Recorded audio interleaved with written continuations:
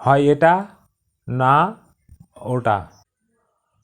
যখন কোনো বাক্যে হয় ওটা বা এটা বা কোনো বিকল্প বা চয়েস দেওয়া থাকবে, এই রকম সেন্টেন্সে ইদার অর বা আইদার অর প্রয়োগ করা হয়।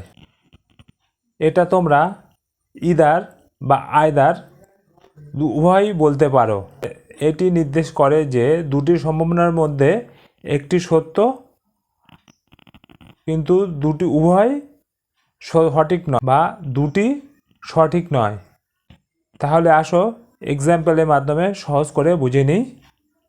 তুমি এখানে থাকতেও পারো, নতুবা আমাদের সাথে আসতে পারো। You can either stay here or come with us. এই বাক্যে দেখো তোমাকে বিকল্প দেওয়া হচ্ছে। তুমি হয় এখানে থাকতে পারো বা নতুবা আমাদের সাথে আসতে পারো। এইভাবে আইদার অর আমরা ব্যবহার করি। পরের এক্সাম্পল বা উদাহরণ দেখো, আমরা গাড়িতে অথবা ট্রেনে যেতে পারি। এই বাক্যেও দেখো এখানেও বিকল্পের কথা বলা হচ্ছে। We can either go by car or by train. আমরা গাড়িতে অথবা ট্রেনে যেতে পারি। তোমার সামনে দুটো চয়েস উপস্থাপন করা হচ্ছে যে তুমি বা ট্রেনে বা গাড়িতে তুমি যেতে পারো। নেক্সট এক্সাম্পল দেখো, আমি তোমাকে আগামী সপ্তাহে চিঠি লিখব অথবা ফোন করব। এখানেও দেখো তোমাকে অপশান দেওয়া হচ্ছে। I will either write to you or phone you next week.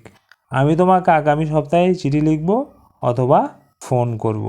পরের বাক্য দেখো, তুমি চা অথবা কফি দুটোই খেতে পারো।